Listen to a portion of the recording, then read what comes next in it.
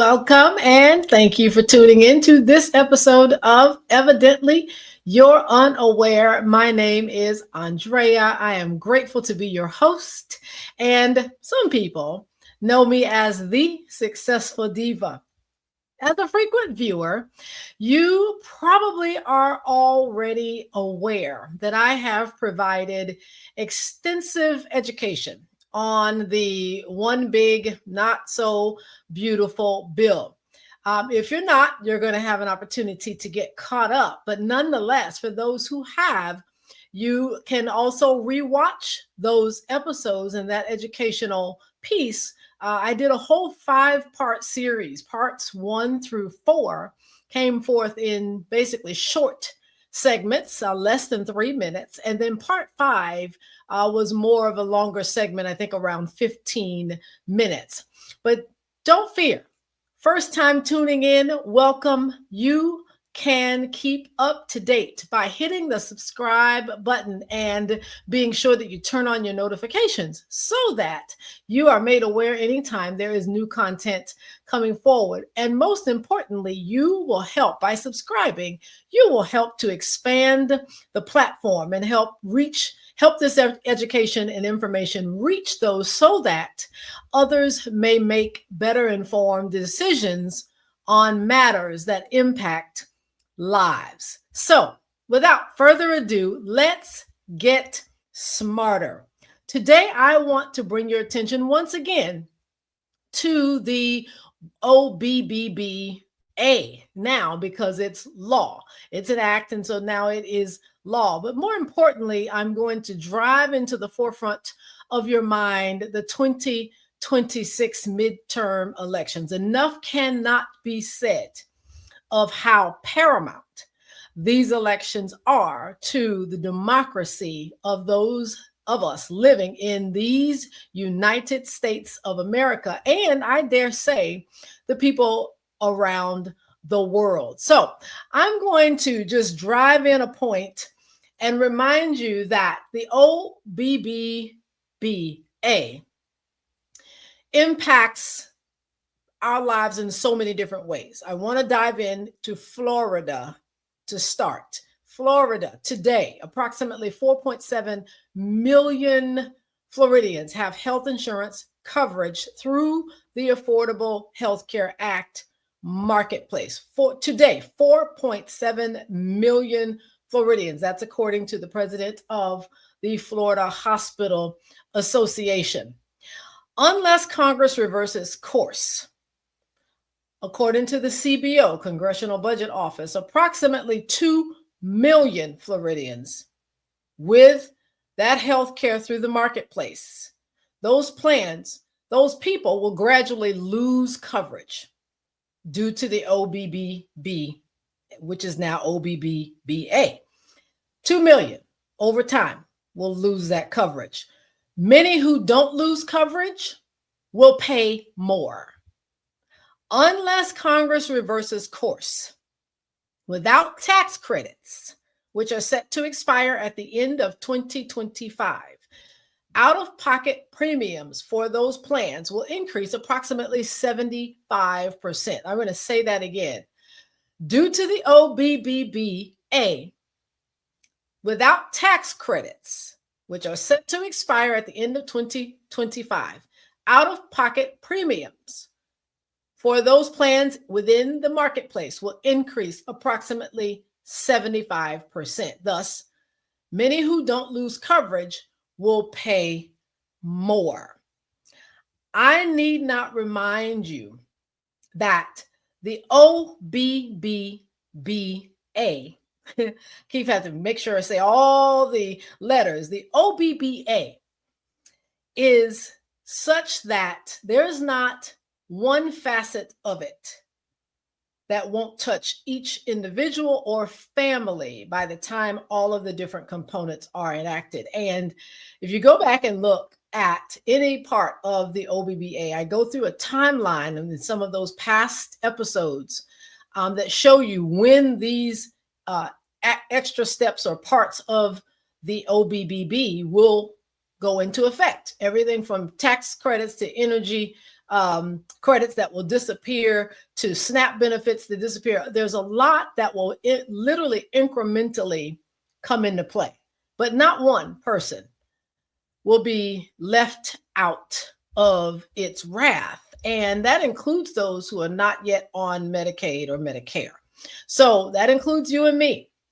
So it is important that you understand the impact, and the people that are jockeying right now, they are vying for your vote for this upcoming 2026 midterm election. And I dare say, I know in my lifetime, we've had some very important midterms. And unfortunately, midterms, second to local elections, many people do not turn out for. They just don't show up. And that can no longer be the case. We need each and every vote in every election on every level.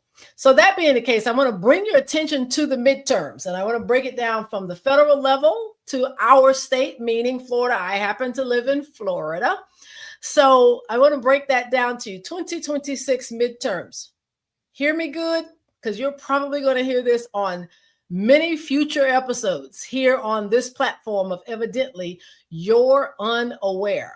U.S. House of Representatives 2026 midterms, all 435 seats are up for election. There is someone representing you or wanting to represent you going to be wanting your vote for the U.S. House of Representatives. All 435 seats are up for election.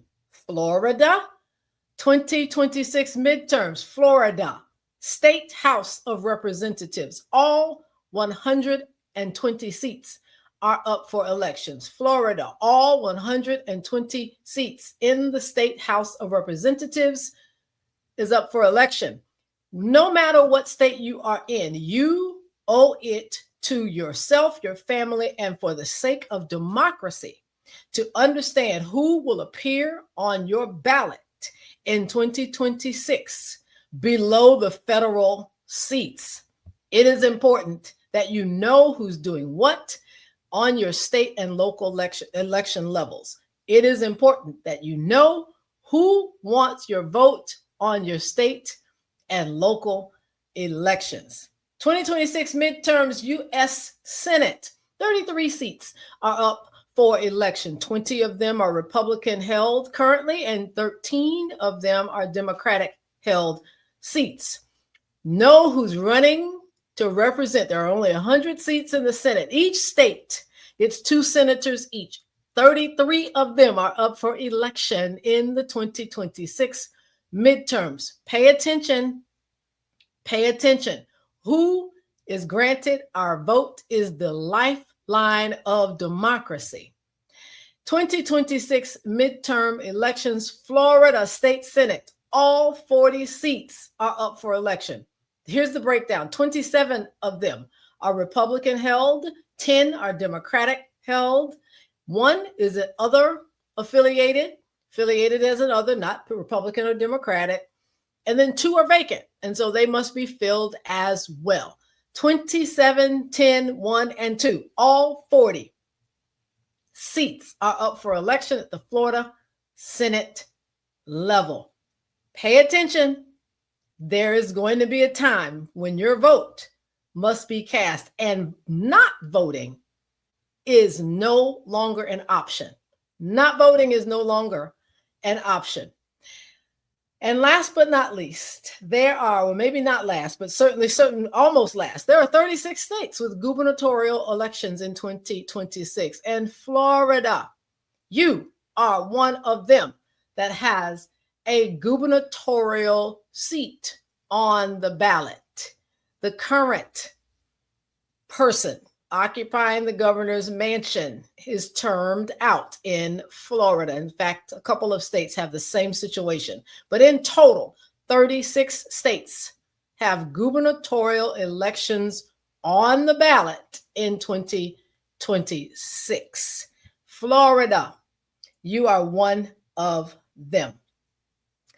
How will the people who claim to regret their vote, or those who did not show up to vote at all. That's not who did not show up to vote at all. How will they vote in 2026? Time will tell. I can tell you, time will tell. Time will tell. Because there's a lot of chatter out there about people who regret their vote.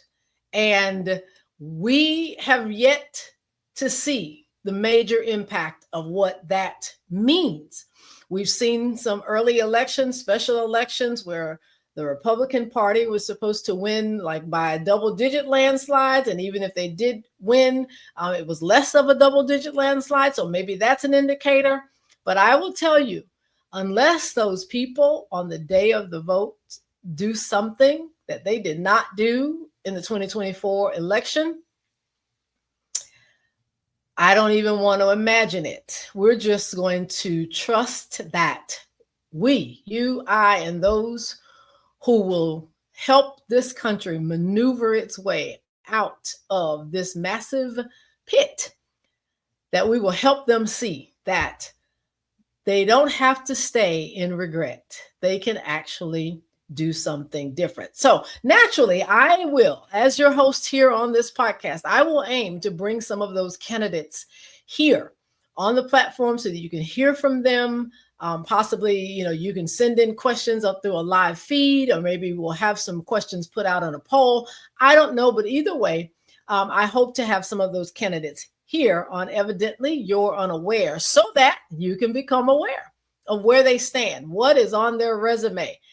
Shameless plug. Be sure you tune into the episode, Resumes Matter, so you can understand why we cannot afford to place someone in office with red flags on their resume. So I hope that this reminder has been good for you. I don't ever share anything with an intent to scare, but I do intend to share with an intent to bring your awareness up to par. It might be a hair on fire moment. We are in alarm stage and it is sounding loudly. There's no one that should be ignorant to the fact that there are not good people governing our country right now. At least their actions indicate that they are not good for us, the people. So I thank you for tuning into this episode of Evidently You're Unaware. It is no longer, ladies and gentlemen, no longer safe or acceptable to live in ignorance. You must be aware of who and what a person stands for before granting your vote, unless Congress changes course. I say that with all humbleness. Unless they change course, the majority of Americans will pay an immense price for the lawless and selfish acts coming forth from the current administration. The members elected to Congress to begin that reversal will hopefully be our choice, not who we're told to vote for, but that an election will be held fairly and it would be our choice. That choice may be difficult for some because it will probably involve coming outside of party loyalty, which may be hard.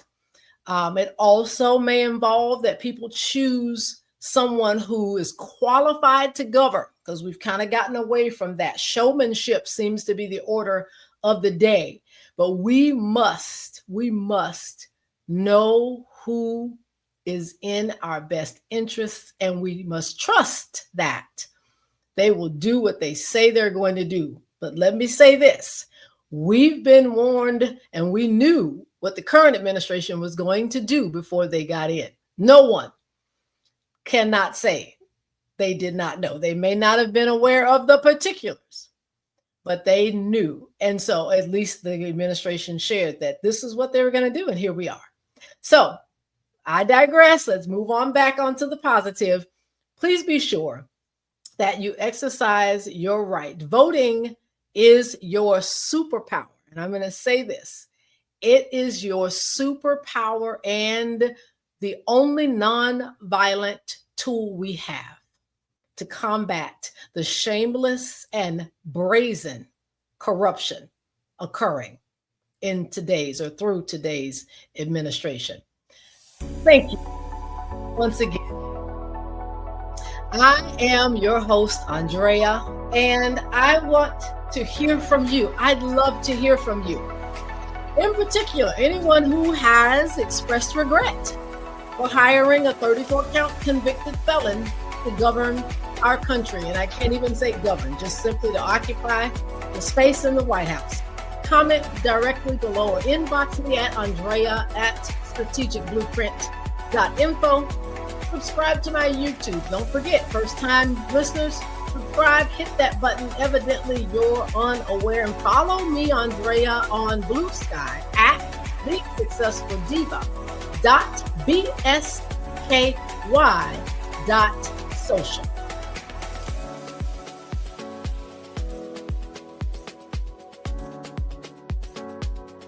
Evidently, You're Unaware is a platform dedicated to shining light upon various issues, topics, circumstances, and people who influence our lives. The information provided should not be considered advice for legal, health, investments, or the endorsement of an individual or group. Neither the host nor the guest of Evidently, You're Unaware is responsible for any losses, damages, or liabilities that may arise from using the information shared within this podcast. All rights reserved. Copyright 2025.